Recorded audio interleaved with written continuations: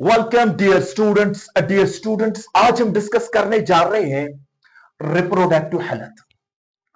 Reproductive health एक नया chapter है आपके एनसीईआरटी में। Reproductive health chapter number 4, reproductive health.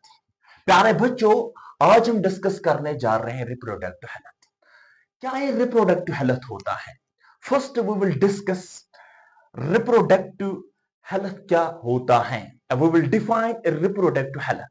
इससे पहले हम डेफिनेशन लिखेंगे रिप्रोडक्टिव हेल्थ की। हम पहले देखेंगे डब्ल्यूएचओ ने क्या डिफाइन किया है रिप्रोडक्टिव हेल्थ को। WHO,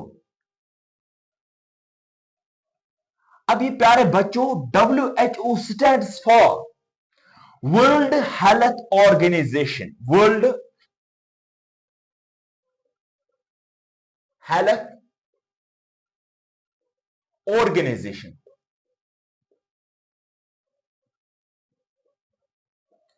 WHO stands for world health organisation. ये एक ऑर्गेनाइजेशन होती है ग्लोबल लेवल पे। ये एक ऑर्गेनाइजेशन होती है ग्लोबल लेवल पे, वर्ल्ड हेल्थ ऑर्गन। जिस तरीके से यूएनओ होता है, यूनाइटेड नेशंस ऑफ ऑर्गेनाइजेशंस होते हैं, उसके फिर सब टाइप से जनरल असेंबली होती है, इंटरनल कोर्ट ऑफ जस्टिस होते हैं।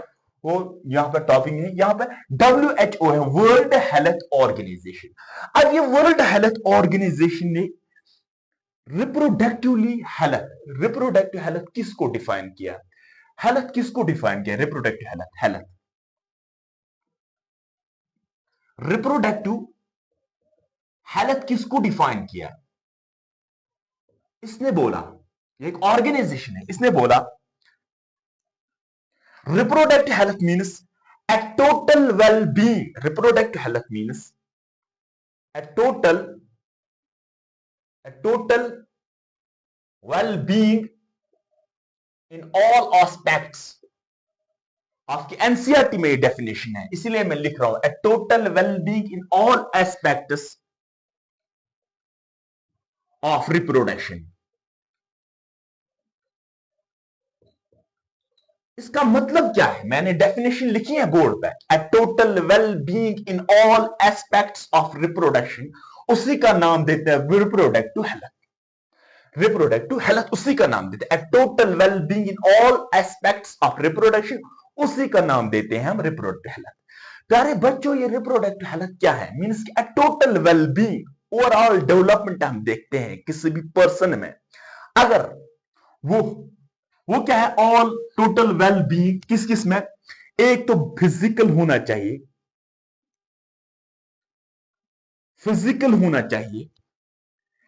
इमोशनल होना चाहिए, बिहेवियरल होना चाहिए,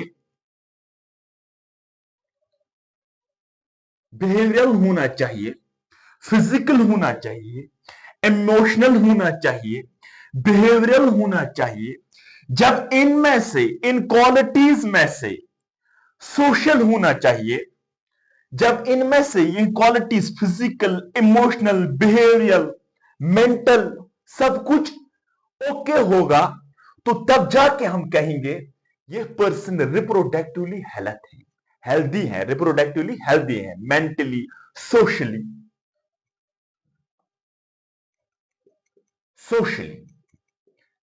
मीन्स एक सोसाइटी को हम तभी कहेंगे रिप्रोडक्टिव हेल्थ जब उनके अंदर फिजिकल, इमोशनल, बिहेवियर के अंदर दरिंद नहीं बन सकते हैं, वो सोशली होने चाहिए, वो हेल्दी होने चाहिए। मीन्स कि मेंटली वो हेल्दी होने चाहिए, मीन्स कि इमोशनली वो हेल्दी होने चाहिए, बिहेवियरली वो हेल्दी होने चाहिए, सोशली वो हेल्दी होने चाहिए। तब जाके हम कहेंगे a total well being, total well being in all aspects of reproduction. फिर हम इसको हम कनेक्ट करते हैं रिप्रोडक्शन के साथ।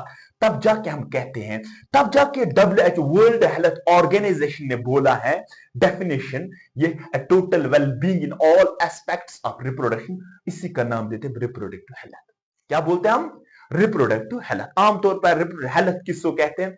जिसके अंदर बीमारियां नहीं होती, जो डिसीज लेस होगा, उसको हम कहते हैं ये हेल्दी पर्सन है। But it is not true. ये किसी हद तक ट्रू नहीं है, ये ट्रू नहीं है। अब इसके बाद अगर हम बात करेंगे हमारे देश में, हमने बहुत सारे प्लान्स लाए एट ग्लोबल लेवल। हमारी वाहिद कंट्री है, India is the first amongst all countries. India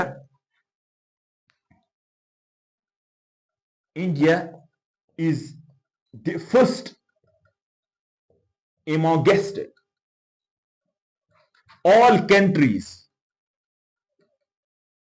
in the world जिसने क्या किया, प्रोग्राम्स प्लानिंग किए,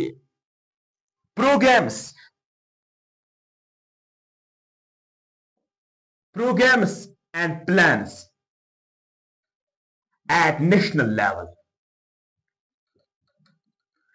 क्या, क्यों प्रोग्राम्स किए? हमारा भारत, हमारा देश जो है, ये तमाम दुनिया में पहली वाहिद कंट्री है, पहली कंट्री है जिसने प्रोग्राम्स लाए, जिसने प्लान्स लाए at national level to achieve this goal. Goal क्या था?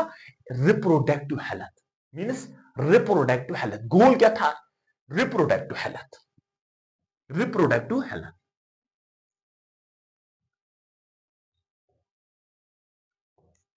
अब हमारे देश ने कब से स्टार्ट किया? This was initiated in 1951। ये नीट में पूछा जा सकता है ये क्वेश्चन, मीन्स कि ये नीट में पूछा जा सकता है ये कब इनिशिएट हुआ? 1951। 19 किस century? 1951। It was initiated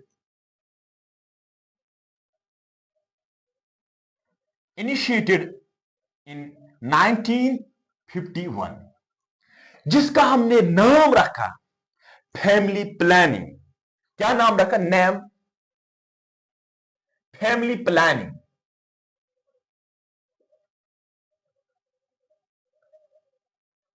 family planning, family planning के नाम से हम इसको जानते हैं। क्या फैमिली प्लानिंग क्या होती है?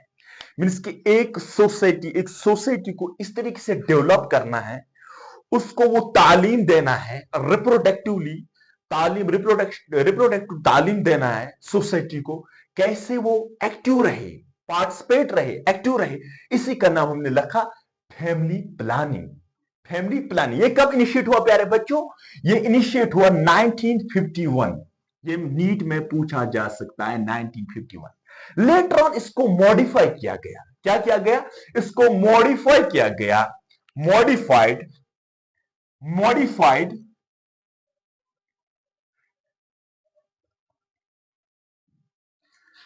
Child health care, child health care,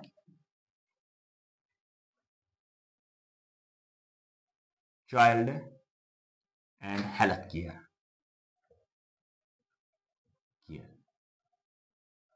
child and health care,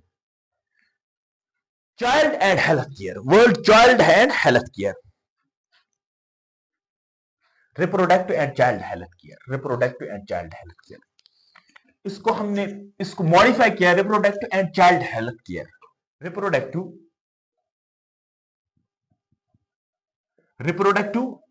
and child health care.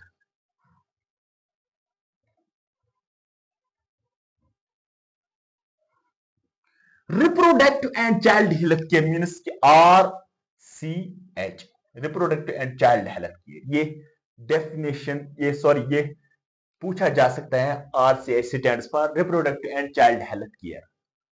Child health care, देखिए इसके अंदर क्या थे। Child health care first of all इसके अंदर तालीम देनी थी, provide education, education to the people. कौन सी एजुकेशन? सेक्स एजुकेशन, मीन्स की रिप्रोडक्शन की education, sex education, sex education number 1। Number two क्या था? Post natal care, natal care means के आफ्टर प्रेगनेंसी ब्रेस्ट फीडिंग की जाती है, एक इन्फेंट्स को लैक्टेशन मिल्क देना होता है, उसके रिलेटेड इंफॉर्मेशन देना, ये किसके अंदर आता है? Reproductive and child health care. या किसी भी सोसाइटी को सेक्स के रिलेटेड इंफॉर्मेशन एजुकेशन देना at school level, at college level, at university level, इसको हमने किसके अंडर रखा? ये कौन करता है? ये कौन प्रोग्राम करता है? Reproductive and child health care, reproductive and child health care. या कॉन्ट्रासेप्टिव्स, इसके अंदर कॉन्ट्रासेप्टिव्स भी आते हैं। अब ये कॉन्ट्रासेप्टिव्स क्या होते हैं? जो ही बर्थ रेट जब पॉपुलेशन एक्सप्लोजन जब होता है, बर्थ जब बहुत इंक्रीज होता है, बर्थ रेट जब इंक्रीज होता है, फिर कॉन्ट्रासेप्टिव्स इस्तेमाल किए जाते हैं, कॉन्ट्रासेप्टिव्स इस्तेमाल किए जाते हैं बिटवीन व्हेन कॉपुलेशन जब होती है, इंटरकोर्स किया जाता है, वहां पर भी कॉन्सेप्ट कॉन्ट्रासेप्टिव आते हैं। Number one throw, and fourth one is use of क्या? Print media. प्रिंट मीडिया आपने देखा होगा न्यूज़पेपर्स में, आर्टिकल्स में, न्यूज़पेपर्स में, आर्टिकल्स में लिखा होता है रिप्रोडक्टिव हेल्थ के बारे में, रिप्रोडक्टिव हेल्थ के बारे में लिखा होता है newspapers and print media. Audio, audios में भी, ऑडियो, ऑडियो में, किस ऑडियो में? रेडियो में, ऑडियो में, रेडियो से, थ्रू ऑडियो भी हम इंफॉर्मेशन प्रोवाइड करते हैं, थ्रू रेडियो, इन रेडियो। तो किसके रिलेटेड इंफॉर्मेशन प्रोवाइड करते हैं, एजुकेशन देते हैं? रिप्रोडक्शन एंड मीन्स की रिप्रोडक्टिव हेल्थ के रिलेटेड हम इंफॉर्मेशन देते हैं। किस तरीके से? या सेक्स अब्यूज किए जाते हैं, क्राइम्स किए जाते हैं, इसके रिलेटेड हम सारी की सारी इंफॉर्मेशन प्रोवाइड कराते हैं। किस, क्या इंफॉर्मेशन? रिप्रोडक्टिव हेल्थ के रिलेटेड इंफॉर्मेशन प्रोवाइड किए जाते हैं। Use of print media, audio, videos. या सेक्स एब्यूज होते हैं, क्राइम्स होते हैं सेक्स के रिलेटेड, इसके रिलेटेड इंफॉर्मेशन देना। या एडोलिसेंस के रिलेटेड, इन एडोलिसेंस, जो एडोलिसेंस में दाखिल होता है बंदा, तो उसके रिलेटेड सेक्स एजुकेशन प्रोवाइड करना, it's most most most important. How a person is a reproductively healthy, how a person is reproductively healthy, बहुत सारी स्कीम्स प्रोवाइड कराता है गवर्नमेंट, ताकि एक सेमिनार्स कायम करते हैं कॉलेजेस के अंदर, यूनिवर्सिटीज के अंदर, ताकि रिप्रोडक्टिव हेल्थ पे फोकस किया जाए, रिप्रोडक्टिव हेल्थ पे फोकस किया जाए। ये था, ये रहा ये। अब बात करते हैं हम, देखिए ये रहा ये आपके एनसीईआरटी में फर्स्ट सेकंड पेज पे ये लिखा हुआ है। अब बात आती है एमनियोसेंट्स की, बात करते हैं। किसकी बात करते हैं हम? एमनियोसेंट्स की बात करते हैं। एमनियोसेंट्स क्या होते हैं प्यारे बच्चों? हम रफली डिस्कशन करेंगे एमनियोसेंट्स क्या होता है। एमनियोसेंट्स क्या होता है प्यारे बच्चों? एमनियोसेंट्स,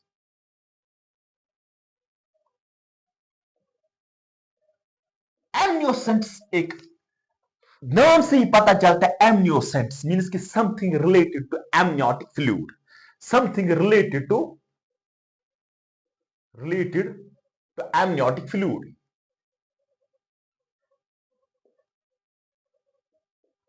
amniotic fluid, something related to amniotic fluid। ये एमनियोसेंटेसिस क्या होती है? ये एक प्रोसेस होती है, क्या एक प्रोसेस होती है, इससे क्या हम सेक्स डिटर्मिनेशन किया जाता है, क्या सेक्स डिटर्मिनेशन किया जाता है,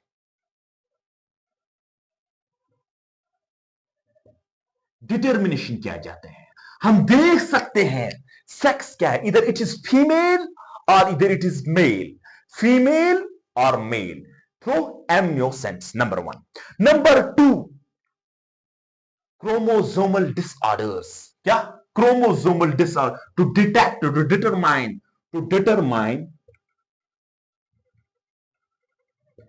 determine the chromosomal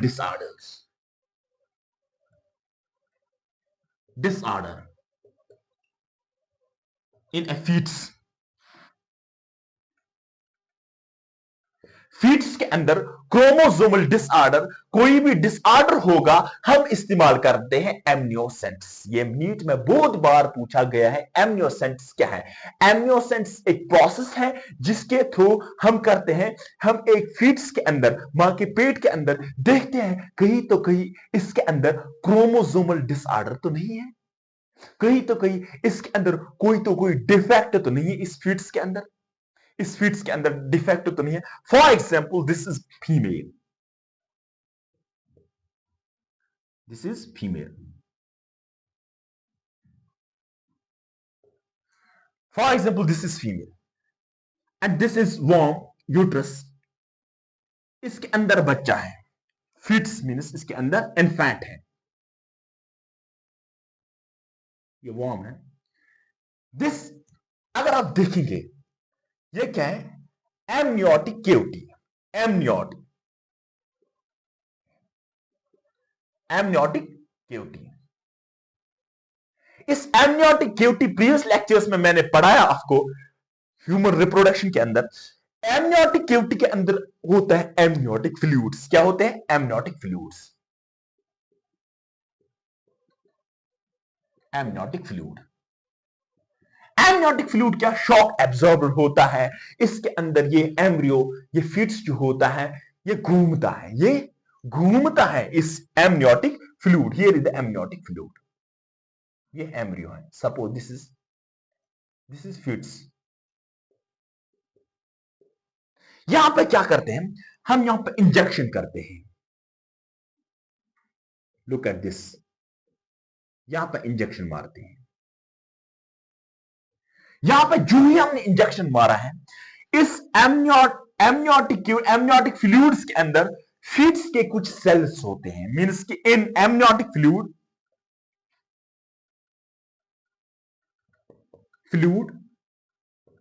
consist the cells of fetus. जो ही सेल्स ऑफ फीट्स होते हैं, हम सक करते हैं, हम सक करते हैं, उस एमनियोटिक फ्लूइड को हम बाहर निकालते हैं। इस एमनियोटिक केविटी से हम थोड़ा सा फ्लूइड बाहर निकालते हैं, थोड़ा सा फ्लूइड बाहर निकालते हैं। जो ही हम थोड़ा सा फ्लूइड बाहर निकालते हैं, फिर हम करते हैं टेस्ट। क्या करते हैं? टेस्ट। क्रोमोसोमल पैटर्न्स देखते हैं, क्रोमोसोमल पैटर्न्स देखते हैं, क्रोमोसोमल पैटर्न्स देखते हैं। जो ही क्रोमोसोमल पैटर्न्स देखते हैं, इससे हमें पता चलता है कहीं तो कहीं फीट्स के अंदर कोई प्रॉब्लम तो नहीं है। कौन कौन सी प्रॉब्लम? कौन कौन सी प्रॉब्लम? पहले Down syndrome, Down syndrome, Down syndrome, Turner syndrome,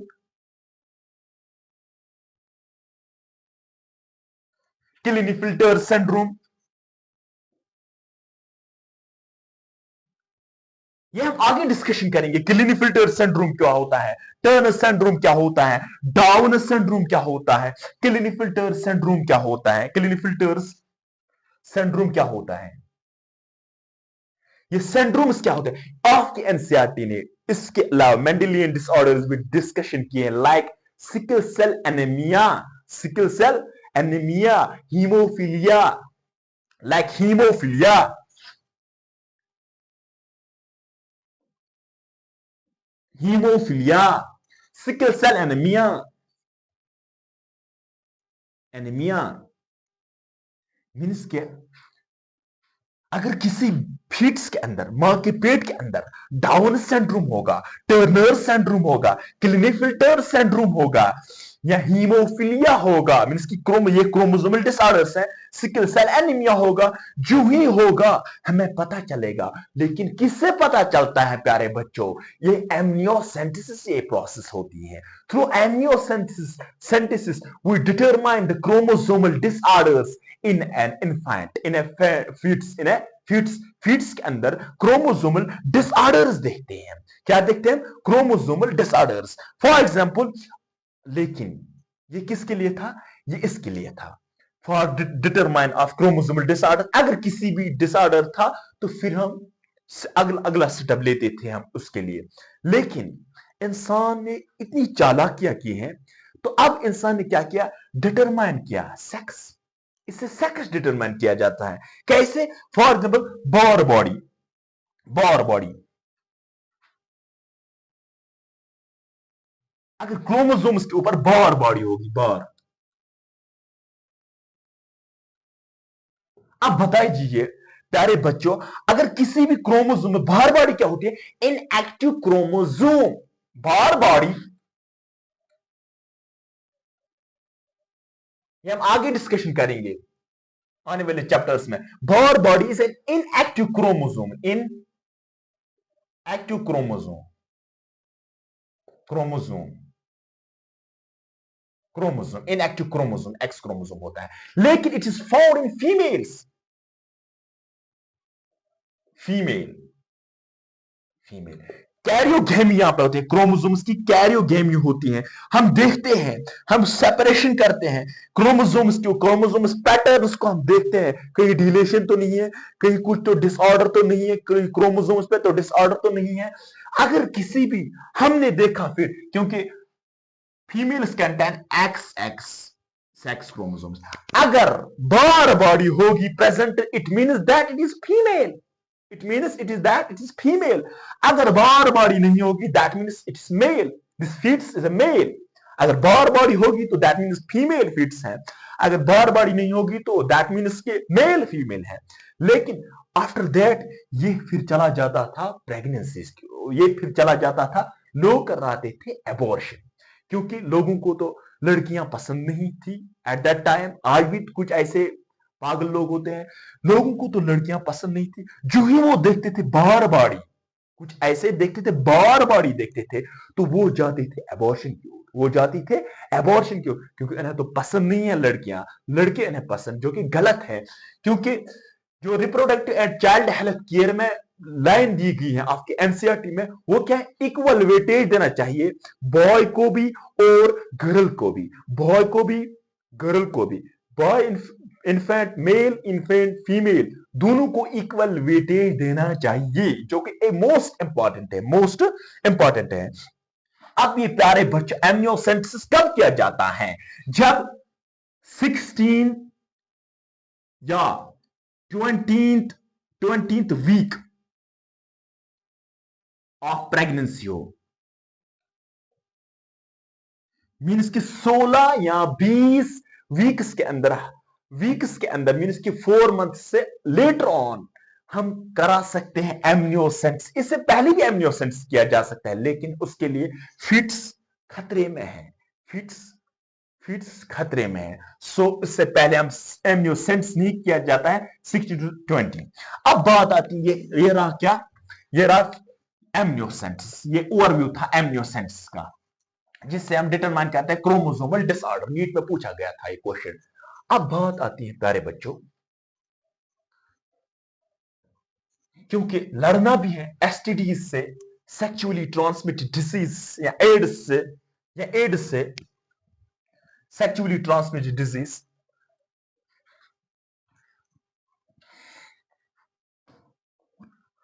अब लड़ना है रिप्रोडक्ट। देखिए अब बात आती है पॉपुलेशन की, पॉपुलेशन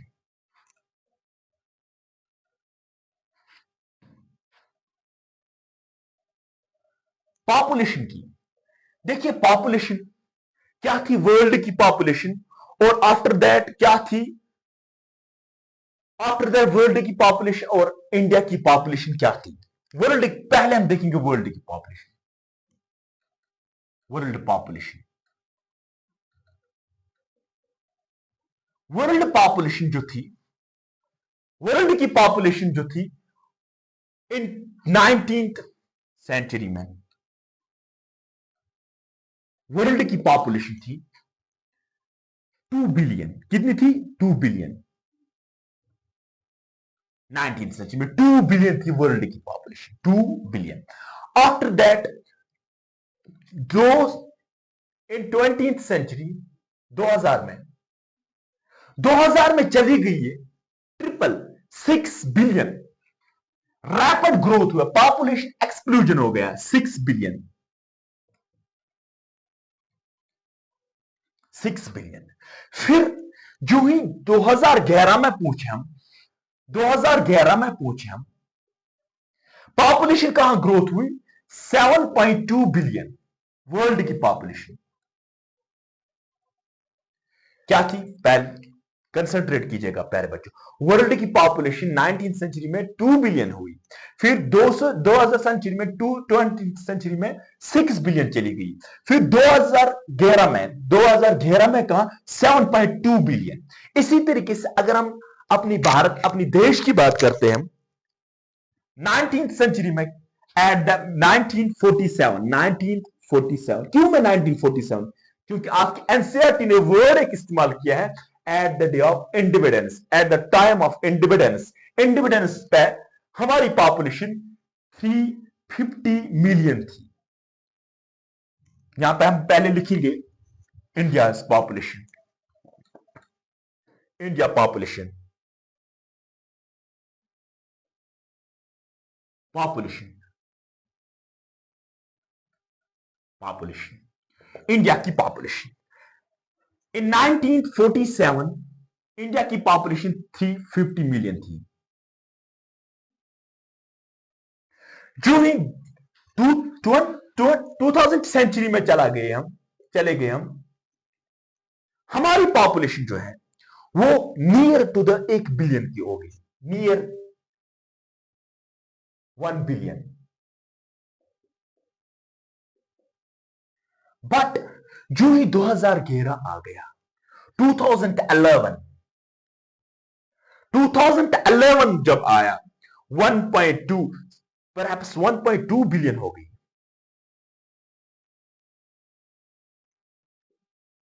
1.2 बिलियन वो बात अलग है। देखिए स्टूडेंट्स 2 बिलियन, फिर 6 बिलियन, 7.2 बिलियन। ये भी देखा जाता है इन दिस वर्ल्ड, हर एक 7 बंदों में से अगर हम देखेंगे, कोई ना कोई तो एक हिंदुस्तानी होगा, कोई ना एक हिंदुस्तानी होगा। हर 7 बंदों में, हर 7 बंदों में, पर्सन्स में एक हिंदुस्तानी होगा। ये हमारी पॉपुलेशन की हालत है। देखिए, और वर्ल्ड की पॉपुलेशन जो है, वर्ल्ड की पॉपुलेशन, दुनिया की पॉपुलेशन, वर्ल्ड पॉपुलेशन डबल्स, रफली डबल हो जाती है हर 33 साल के बाद, आफ्टर 33 इयर्स।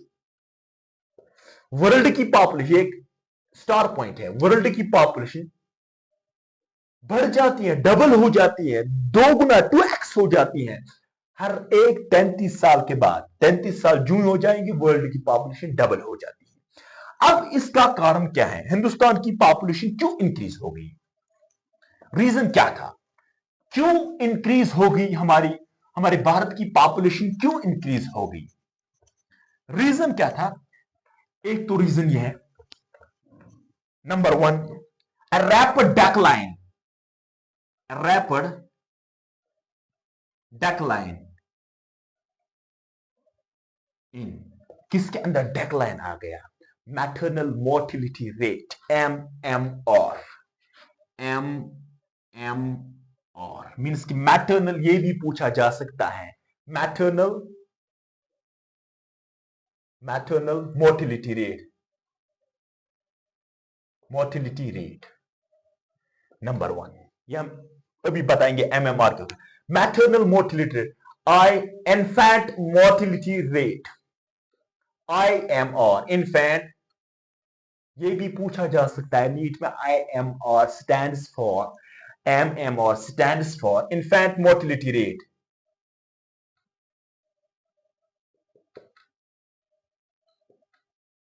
मीन्स की रैपिड डेक्लाइन, मीन्स की मैटरनल मोर्टिलिटी रेट, मीन्स की मदर्स की जो मोर्टिलिटी, मदर्स का जो डेथ रेट था वो बहुत कम हो गया, क्योंकि हमने ऐसी प्रोडक्शन, क्योंकि हमने ऐसी एजुकेशन प्रोवाइड की, ऐसी न्यूट्रिशन प्रोवाइड की फीमेल्स के अंदर, जिससे मैटरनल मोर्टिलिटी रेट डिक्लाइन हो गया, रैपिड डिक्रीज हो गया। जो ही वो मर ही नहीं गए, मदर्स तो मर ही नहीं गए, और इन्फेंट मीन्स के बच्चे फीट्स जो ही निकले वो पार्टीशन के बाद इन्फेंट मोर्टिलिटी वो भी डकलाइन हो गया। मीन्स कि जब वो डकलाइन हो गया तो पॉपुलेशन इंक्रीज हो गई। इंक्रीज इन इंडिया, हिंदुस्तान में, हमारे देश में पॉपुलेशन इंक्रीज हो गई। फिर हमने चलाए स्लोगन्स, न्यूज़पेपर्स पे लगाए स्लोगन्स, वहां पे ब्यूटीफुल से कपल्स थे। क्या स्लोगन्स लगाए? स्लोगन, हम दो हमारे दो।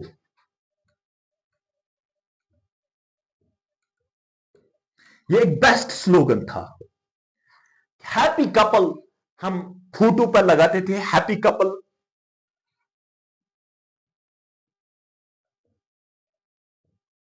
कपल्स को हम फोटो पर लगाते थे, किसी पोस्टर पर चिपकाते थे,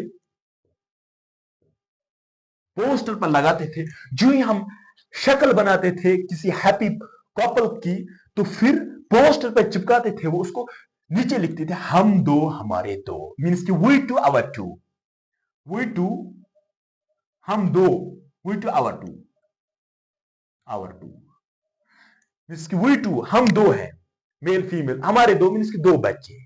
फिर बन गई है, फिर क्यों? इससे क्या होता है? इससे रिड्यूस हो जाएगी पॉपुलेशन, थोड़ा बहुत रिड्यूस हो जाएगी, पॉपुलेशन हो जाएगी। Number one. Number to, education पर बहुत अच्छा ध्यान देंगे। ये पेरेंट्स अच्छी पढ़ाई, अच्छी एजुकेशन प्रोवाइड कर पाएंगे। और लैंड भी, रिसोर्सेज भी मिनिमाइज हैं, रिसोर्स भी लिमिटेड है, क्योंकि रिसोर्स लिमिटेड है, स्पेस कम है, space is less, resource limited, ऊपर से तो पुअर्टी भी है, लिमिटेड, रिसोर्स लिमिटेड है, स्पेस लेस है। वो बहुत सारे रीजंस हैं क्यों हम पॉपुलेशन को कम रखना चाहते हैं, वो बात अलग है। हमारे देश ने दो ही दी, या तो पॉपुलेशन दी या तो पोल्यूशन दिया। हमने कंट्रीब्यूट किया, या तो पॉपुलेशन दी या तो हमने दिया क्या? पॉपुलेशन, या तो हमने पोल्यूशन दिया, वर्ल्ड को कंट्रीब्यूट किया। ये क्या था? Space is less, resource limited, जिससे हम दो हमारे दो। अब बात आती है, कौन सी एज ऐसी है, मैरिजेबल एज क्या होनी चाहिए? मैरिजेबल एज क्या होनी चाहिए? Marriageable age for mails and marriageable age for females. आपकी एनसीईआरटी में मैरिजेबल एज,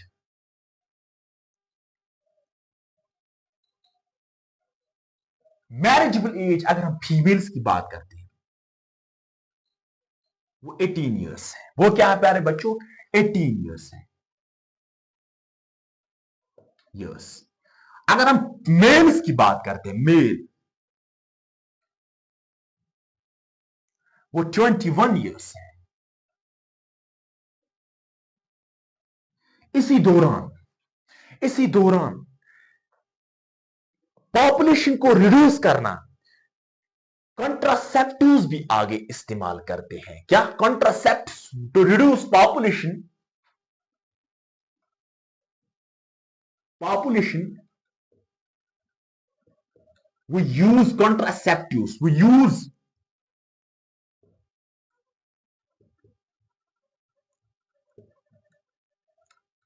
क्योंकि आपने देखा होगा कंडोम्स इस्तेमाल करते हैं, फीमेडोम्स इस्तेमाल करते हैं, कैप्स इस्तेमाल, वो हम आगे देखेंगे। गवर्नमेंट फ्री प्रोवाइड कराता है कंडोम्स इन हॉस्पिटल्स, क्योंकि पॉपुलेशन एक बैलेंस वे में रहनी चाहिए, बैलेंस वे में, क्योंकि रिसोर्स लिमिटेड है, स्पेस भी नहीं है, ऊपर से पोवर्टी भी है, तो वो देखना है। पॉपुलेशन एक्सप्लोजन तो नहीं होना चाहिए पॉपुलेशन की। इस दौरान एक ओरल कंट्रासेप्टिव निकाला गया, oral contraceptive, once in a week, once in a week, हफ्ते में एक। उस ओरल कंट्रासेप्टिव का नाम क्या? सहेली, सहेली। लेकिन ये किसने बनाया सेल? ये हमारे साइंटिस्ट ने बनाया। हमें इस पर फख्र है, पूरे हिंदुस्तान को फख्र है इस पर। ये किसने, ये कहां बना गया? Central drug research institute, central made in central drug research institute, TUTT institute, central drug research institute, CDRI। Means की प्यारे बच्चों इसको नोट कीजिएगा, आप मेमोराइज कीजिए, CDRI, central drug research institute, जो कि लखनऊ में है। लखनऊ वाले फख्र करते हैं। सेंट्रल ड्रग रिसर्च इंस्टीट्यूट ने क्या बनाया? एक ओरल कंट्रासेप्टिव बनाई जो कि नॉन स्टेरॉयडल है, non steroidal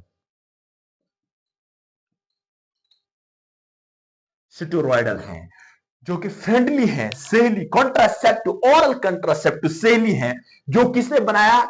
central drug research institute ने बनाया, जो कि लखनऊ में, CDRI, central drug research institute. इसने क्या बनाया? एक ओरल कंट्रासेप्टिव नॉन स्टेरॉयडल बनाया, जिसका नाम हमने रखा है सेहली, वंस इन अ वीक। ये भी कॉन्ट्रासेप्टिव्स में आते हैं। अब बात करते हैं, थोड़ा सा टाइप देंगे सेक्स रेशो के बारे में। हम सभी बात करते हैं सेक्स रेशो, ये सेक्स रेशो क्या होता है? Number of female sex ratio, ये भी छोटा सा टॉपिक है।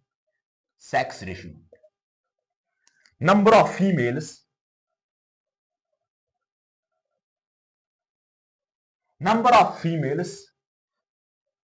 per thousand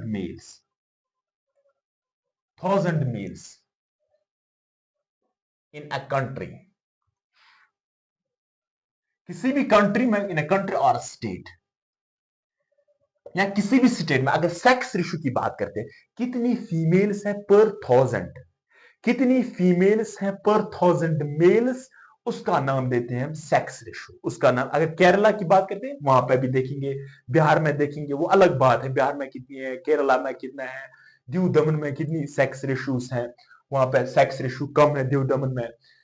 तो number of females per thousand males in a country और state, we define this sex ratio. अगर देखिए population growth rate,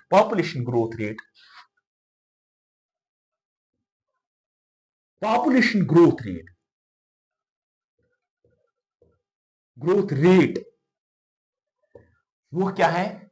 according to 2011 census, हमारे भारत में India population growth rate is less than 2%। Means की population growth जो है, population growth rate जो है, ग्रोथ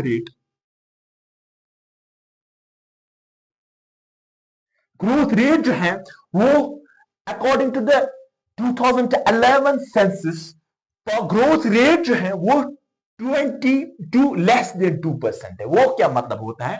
20/1000, वो क्या होता है? अब ये भी क्या होता है 20/1000?